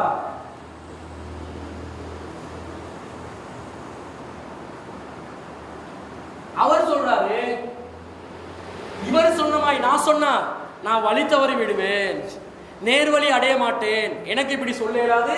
ஏனென்றா ரசூலா கிட்ட இந்த மாதிரி வினவப்பட்டது. அப்ப ரசூலா சொன்னாங்க, ஒரு மகளுக்கு பாதி, மகனுடைய மகளுக்கு சன்ஸ் டாட்டர், அவக்கு 6 மீதமுள்ள சொத்து யாருக்கு கொடுங்க? ஒரு சிஸ்டருக்கு கொடுங்க, ஆசிப். ஆசிப் இப்ப எப்படி கணக்கு வருதுன்னு பாருங்க. இது ரசூலா சொன்ன ஃபத்வா. ரசூலா எப்படி கொடுக்க சொல்றாங்கன்னா, ஒரு மகள் இருந்தா குர்ஆன் சொன்ன வசனம் படி அரவாசி, அதுல மாற்று கருத்து இல்லை. மகன் இருக்கிறாரு, என்ன செஞ்சிட்டாரு? இருந்திருக்கிறாரு, மௌத்தா போயிட்டார்.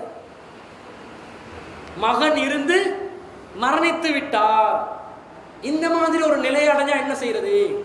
அவருக்கு யாரு மகன் யாராவது வந்துட்டு சொன்னா வேற மாதிரி கணக்க போட இருந்துச்சு. வந்தது யாரு?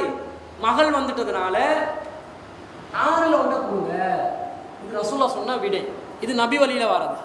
குர்ஆன்ல வந்த பாக பிரிவினைக்கு மேலதிகமாக நபி வழியில் வந்த பாக பிரிவினை தான் நான் 2 உதாரணம் சொன்னேன். மகளுக்கு 6ல் 1 கொடுத்துருங்க.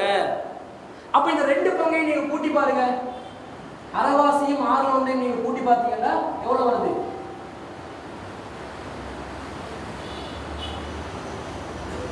6ல் 4 3ல் சும்மா பாருங்க. 2 பொம்பளை பிள்ளைல இருந்தா எவ்வளவு கொடுக்க சொல்லிக்குது? 3 வச்சா மிஸ்டேக் பண்ணல. குர்ஆனுக்கு என்ன செய்யல? முரண்படல. மகனுக்கு கொடுக்க இயலாது. மகன் மௌத்தா போயிட்டாரு. மௌத்தா போனா அவனும் செய்யலாது. ஆனா அவருடைய சந்ததிகள் இருக்கிறாங்களா? மகள் வந்தாங்களா? மகனின் மகள் மரணிச்சிட்டார். அவர் நேரத்தோட சிலவங்க மௌத்தா, சரியா வயசாவியா மௌத்தா போவாங்க, நேர காலத்தோட மண்டையை போடுறதுக்கு வாய்ப்பு இருக்குது. அந்த மாதிரி யாராவது மரணித்தார்கள் என்றால் அவர்களுடைய சந்ததியை நீங்க என்ன செய்யுங்க? ஒரு வங்குதாரரா எடுத்து கணக்கு கொடுங்க. அது மகனின் மகளாக இருந்தால் 6ல் 1. மகளிட மகளை பத்தி பேசல, மகனின் மகளை பத்தி பேசிக்குது. 6ல் 1 கொடுங்கன்னு சொல்லிக்குது. இதுவும் ஒரு கணக்குன்றதை நாங்கள் என்ன செய்யணும்? எங்களோட ஞாபகத்தில் வச்சுக்கொள்ளணும். இந்த மாதிரி சந்தர்ப்பங்கள் வந்தாலும் நாங்கள் சொத்தை எப்படி பிரிக்கிறன்றது பார்க்கணும்.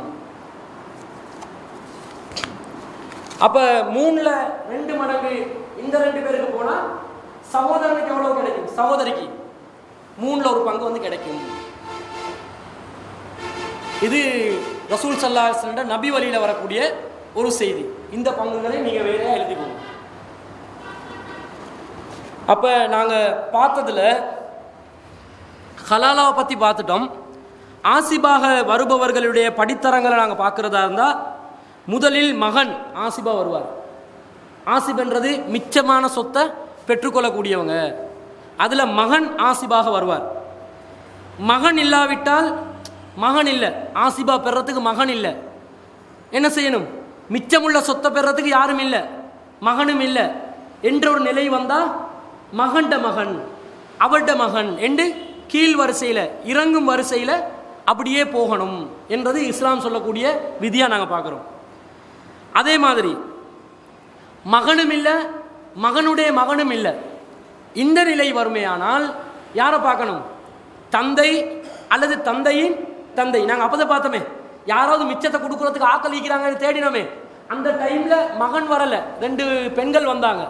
பெண்களுடைய சொத்தை வந்து மிச்சம் கொடுக்குறதுக்கு மிச்சம் பகுதிக்குது, மனைவிக்கு 8 போச்சு, பொம்பளை பிள்ளைகளுக்கு 3 போச்சு, பேலன்ஸ் எடுக்கிறதுக்கு மகன் இல்லை, மகண்ட மகனாவது இல்லை, தந்தைக்கு தான் பார்த்தேன், தந்தையும் இல்லை, தந்தையிட தந்தை யாராவது ஈக்கிறாங்களான்னு பார்க்குறோம், அதுவும் இல்லைண்டா யாருக்கு போகும்?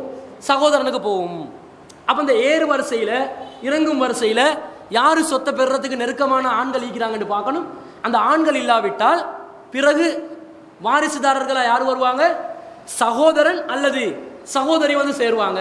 அப்போ மகனை பார்க்கணும், மகனுடைய மகன் என்ற இறங்கும் வரிசையில் பார்க்கணும், அல்லது தந்தையை பார்க்கணும், தந்தையிட தந்தை என்ற ஏறு வரிசையில் பார்க்கணும். யார் இவங்க?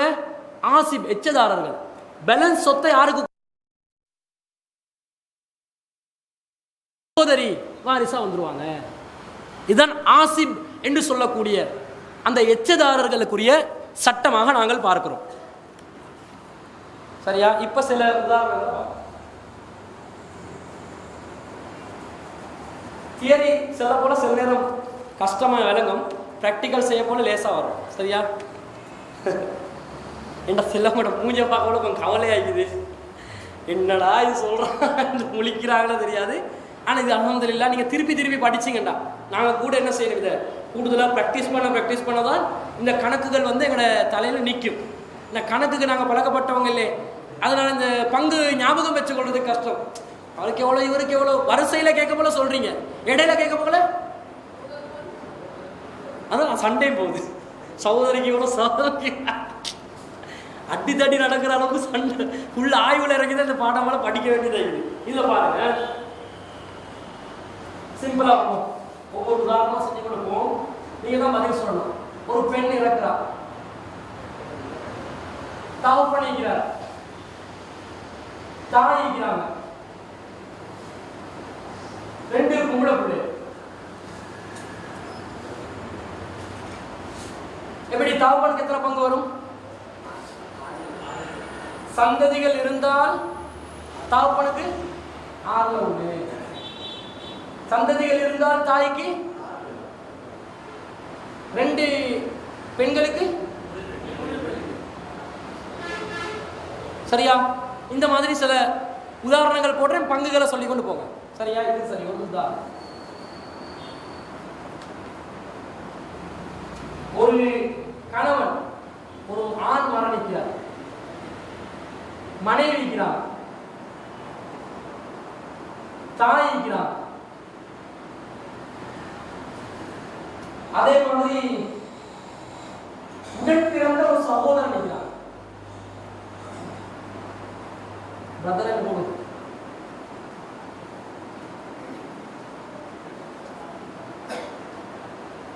எப்படி வரும்?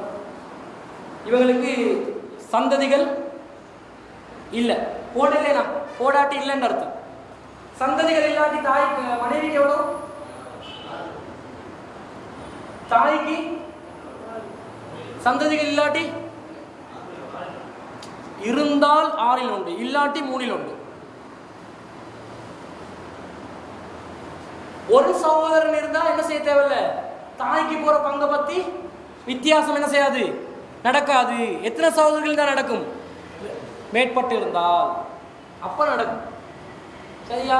அதை நீங்க பார்த்துக்கணும். இதுல ஒரு சகோதரன் இருந்தார், அதனால தாய்க்கு போனதுல மாற்றம் நடக்கல.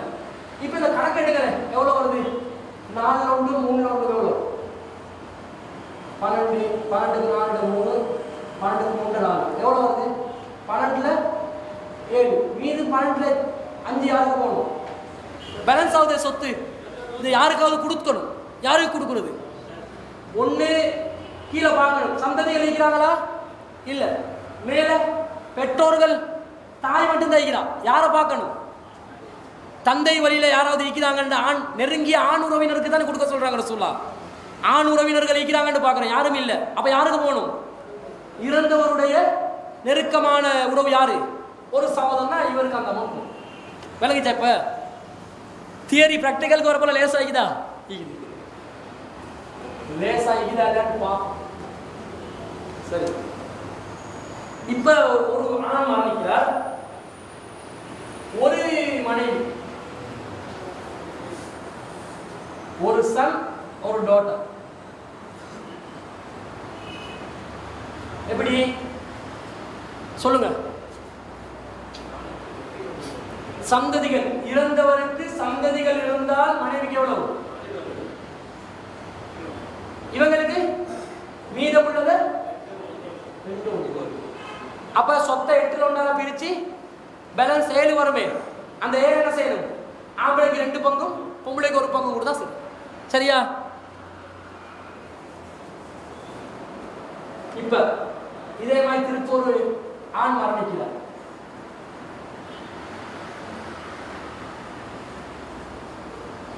நாலு மனைவி மட்டும்தான். புள்ளல் பெத்தில 4 பேர். புள்ளல் பெத்து விடல, செய்ய வழி இல்லை. நடக்கலாமா? நடக்கலாம். இங்க 4 5 5 வரையில அது சட்டத்துக்கு மாட்டோம், மார்க்கத்துக்கு மாட்டோம். 4 வஞ்சு வைங்க. 4 3 2 1 பத்தி நாங்க என்ன செய்ய தேவையில்ல, கவலைப்படுது. அதை எதுக்கு பார்ப்போம்? இவங்களுக்கு வர அமௌண்ட்டை பிரிச்சு கொடுத்தா சரி. 3 பேருண்டா 3 பேருக்கு, 4 பேருண்டா 4 பேருக்கு, 2 பேருண்டா 2 பேருக்கு, ஒருத்தருக்கேண்டா ஃபுல்லா கொடுத்துடணும். இதை நாங்கள் கவனத்தில் கொள்ள வேண்டிய அவசியம் இல்லை. பிரித்து கொடுக்கறதுக்கு தான் பார்க்கணுமே தவிர எங்கட பாகத்துக்கு இது சம்பந்தம் இல்லை. ஆனால் இவருக்கு யார் இருக்கிறாங்கன்னு சொன்னா ஒரு சகோதரன் இருக்கு. இப்ப பாருங்க, 4 மனைவிகள், ஒரு சகோதரன். இவன் நாங்கள் பார்க்கற எப்படி? இறந்தவருக்கு சந்ததிகள் இல்லாவிட்டால் மனைவிக்கு எவ்வளவு? 4 1. மீதம் எவ்வளவு இருக்குது? 3 பங்கு இருக்குது. இந்த 3 பங்கு யாருக்கு கொடுக்க? கீழே புள்ளேர் இல்லை, மேல பெற்றோர் இல்லை. யாரு வந்து சேருவா ஃபுல்லுக்கும்? இவர் தான்.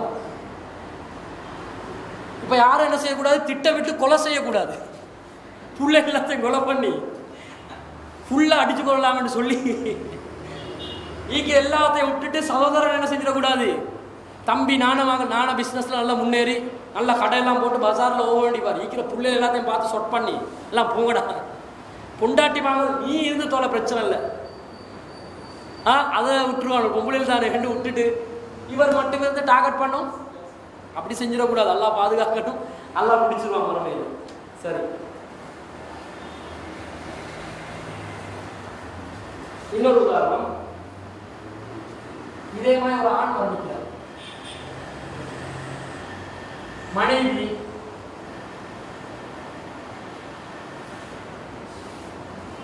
ஒரே ஒரு மகன், ஒரு சகோதரன். இப்ப எப்படி பார்க்கணும்? மனைவிக்கு எப்படி பார்க்க போகும்? சந்ததிகள் இருந்தால் எவ்வளவு? 8. இப்ப மீதம் 8ல 7 பங்கு இருக்குது. சொத்தை 8 பிரிச்சா 7 பங்கு இருக்குது. அந்த 7 பங்கு என்ன செய்யுது? ஒரு சகோதரன் மீக்கிறார். என்ன செய்யலாது? இவருக்கு கொடுக்க இயலாது. ஏன்? இவர் வந்து நின்றுவார். நாய்க்க போல நீங்க வரக்கூடாது, சாச்சா சாச்சா பெரியப்பா, நாய்க்க போல இந்த சொத்து கை வைக்க நீங்க வரக்கூடாதுன்னு தட்டி விட்டுறோம். தட்டி விட்டுறா சொத்து கொடுக்க கூடாது. சரி, இன்னும் உதாரணம், சின்ன சின்ன உதாரணம் தான்.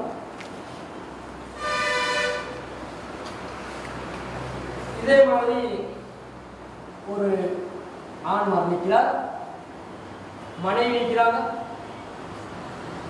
ஒரு தாயும் தகப்பனும்,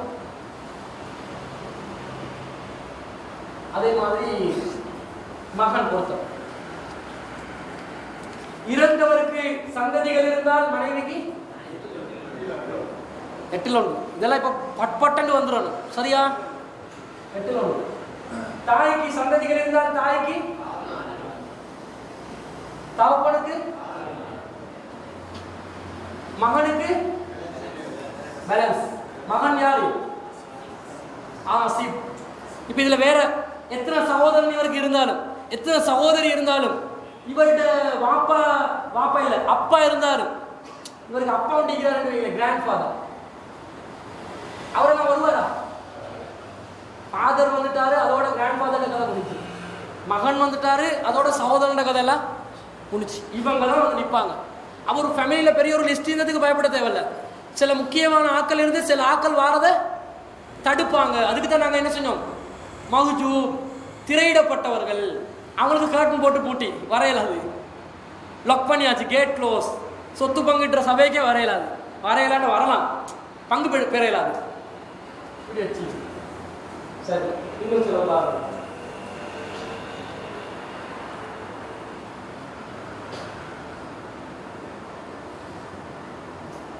இறந்தவருக்கு ஒரு பெண் மரணிக்கிறார்.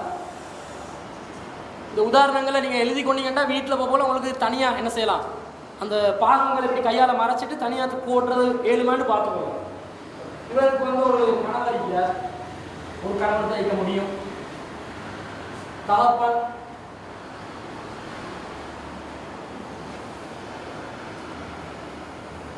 ஒரு சகோதரர்.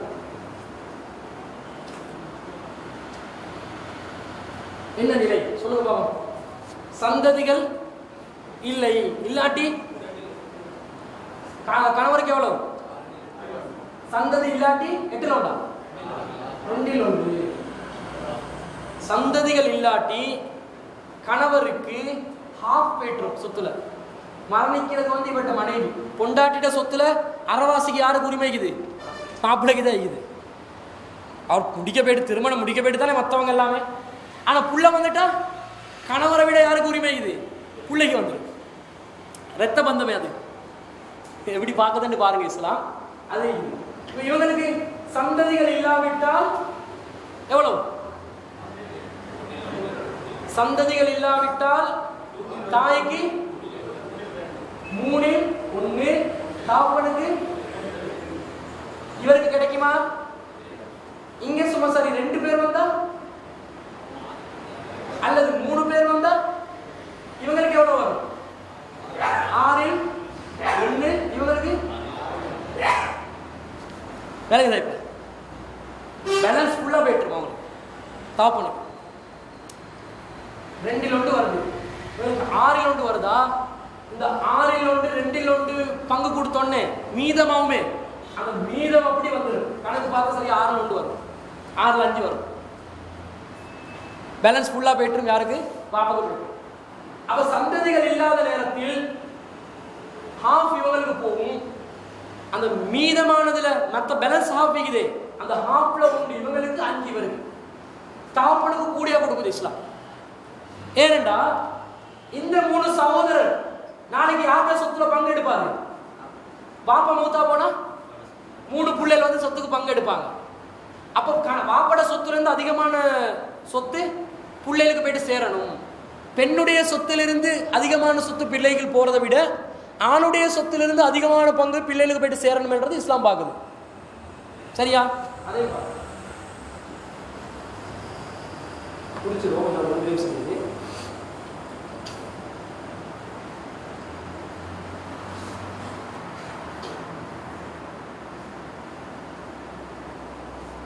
இப்ப ஒரு ஆண் இறக்குறாரு,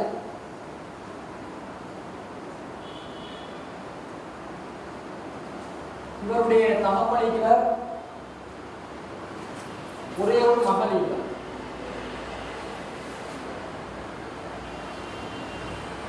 எவ்வளவு வரும் இவருக்கு?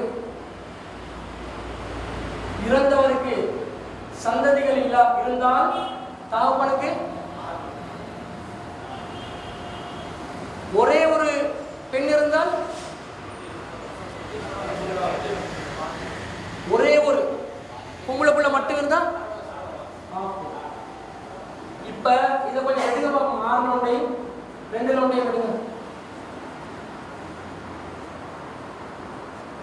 2 3 இது 3 3 எத்தனை இது? இப்ப 6ல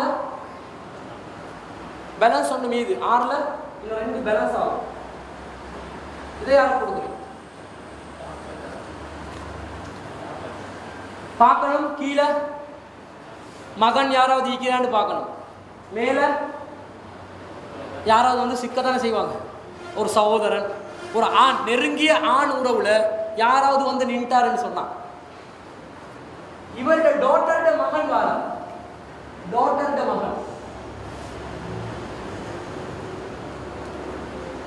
மகள் ஈக்கத்தக்கன, உயிரோட ஈக்கத்தக்கன மகள மகன் வார, கிடைக்குமா? கிடைக்காதே. இவைகளுக்கு வந்து இவங்க டிலீட் ஆகும்.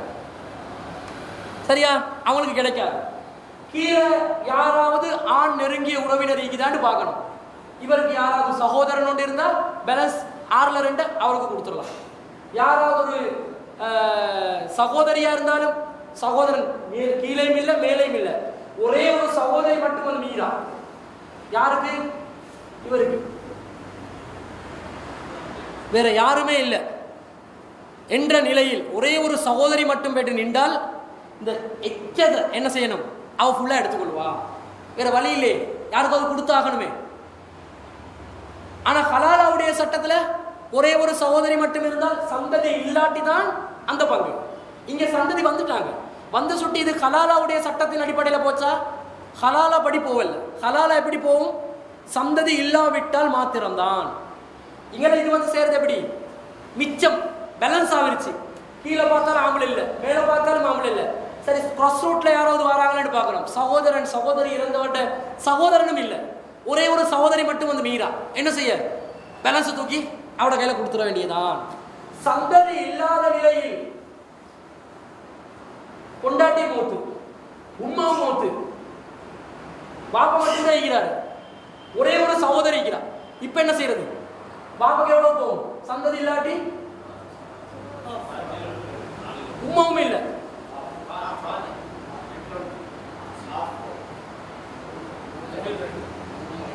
மூணில் இவருக்கு ஃபுல்லா போய் சேர்ந்து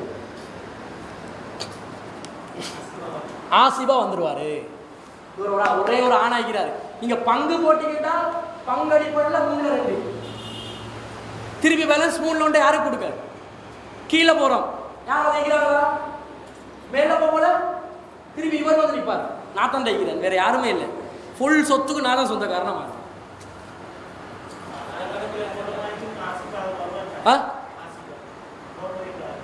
ஓ, கணக்கு போட்டு பேலன்ஸ் ஆசிப்ல தவப்பன் வந்து என்ன செஞ்சிருவாரு? எடுத்துக்கொள்வாரு. அப்ப நெருங்கிய ஆண் உறவினருக்கு தான் கொடுக்குற முக்கியத்துவம் இஸ்லாத்துல கூட என்றதை நாங்க என்ன செய்வோம்? தகப்பன் என்றதுனால இவர் தகப்பன் என்றதுனால அவர் வந்து பெற்றுக்கொள்வார். தாயா இருந்தா என்ன செஞ்சிருது? அங்கிட்டு போகும். யாராவது சகோதரன் சகோதரிக்கு தான் பாருங்க. சகோதரன் இருந்தா சகோதரனுக்கு பேலன்ஸ் போயிட்டுரும், சகோதரியா இருந்தா சகோதரிக்கு போயிட்டுரும். இதான் நல்ல.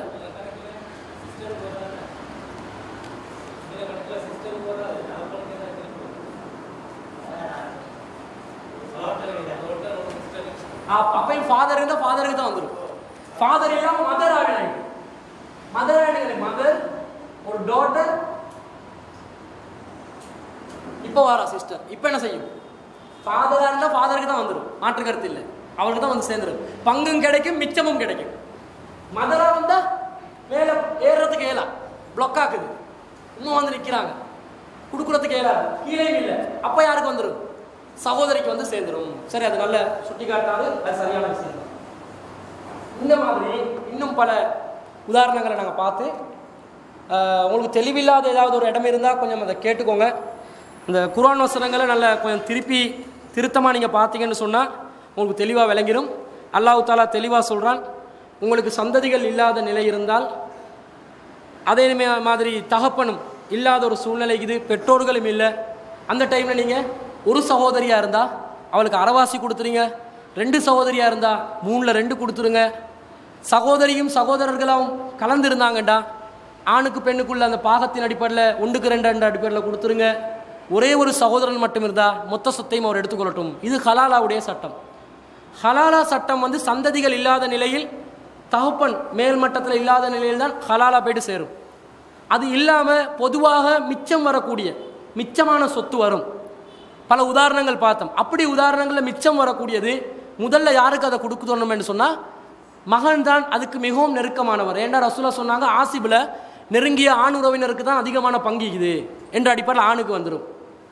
அந்த மகனுக்கு பிறகு அவருடைய மகன் இருந்தால், மகன் இல்லை மரணிச்சிட்டாரு, அவருடைய மகன் வாராரு, அப்போ அவருக்கு வந்து அந்த பங்கு வந்து சேர்ந்துடும். மிச்சமான பங்கு என்ற அடிப்படையில், பேலன்ஸ் ஆகுறது என்ற அடிப்படையில். அப்படி இல்லாட்டி தந்தை இது இறங்கும் வரிசையில் பார்க்குறது. ஏறும் வரிசையில் நாங்கள் பார்த்தோம்னா தந்தை பேலன்ஸ் எடுக்க பார்ப்பார். தந்தை எடுக்கிறதுக்கு இல்லாட்டி அவர் பங்கு வந்தால் பங்கும் எடுப்பார், பேலன்ஸும் எடுப்பார். ரெண்டையும் எடுக்கிறதுக்கு இல்லாட்டி மேலே தந்தையிட தந்தை பாட்டன் அப்படி யாராவது வருவாங்களான்னு அவர் பார்ப்பார். அப்படியும் வந்து ஒரு சந்தர்ப்பம் கிடைக்கலன்னு சொன்னால் மிச்சத்தை வந்து அந்த மரணித்தவருடைய சகோதரன் பெற்றுக்கொள்வார் அல்லது சகோதரி பெற்றுக்கொள்வார். அப்போ ஆசிப்ன்றதில் இந்த மாதிரி படித்தரங்கள் இருக்குது. ஒரு சில இடங்களில் நாங்கள் அந்த ஹதீஸில் பார்த்தோம், ரசூல் ஸல்லல்லாஹு அலைஹி வஸல்லம் சொல்லக்கூடிய அந்த சகோதரிக்கு ஆதாரம் அந்த ஹதீஸில் கிடைக்குது, சகோதரனுக்கும் ஆதாரம் நாங்கள் பார்த்த ஹதீஸில் கிடைக்குது.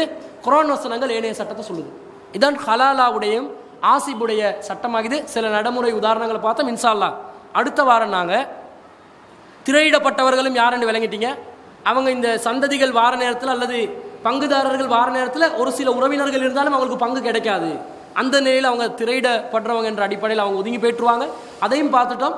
நாங்கள் கடைசியாக என்ன பார்க்குதுன்னு சொன்னால், ஒரு சொத்துல கூட்டி கழிக்கிற அந்த கணக்கு முறைகளை பார்த்தீங்கன்னா ஆண்களுக்கு விட பெண்களுக்கு ஏன் அதிகமான பங்கு போகுதுன்றதை நாங்கள் பார்க்குது. அதே மாதிரி அரவாணிகளுக்கு, ஆணும் இல்லாத பெண்ணும் இல்லாத கழிக்கிறாங்களே அரவாணிகள் என்று திருநங்கைகள், இவங்களுக்கு எப்படி பாகம் பிரிக்கிறது என்றதை நாங்கள் பார்க்குது. அதே மாதிரி இன்னும் சில உண்மையான நிஜமான நடைமுறை உதாரணங்கள் கொஞ்சம் எடுத்து பார்த்துட்டோம்னா இந்த என்ன செய்யலாம், இந்த தலைப்பை முடிச்சு கொள்ளலாம். உங்களோட டைமை எடுத்துட்டேன். வாஹிர் தாவானா அல்ஹம்துலில்லாஹி ரப்பில் ஆலமீன்.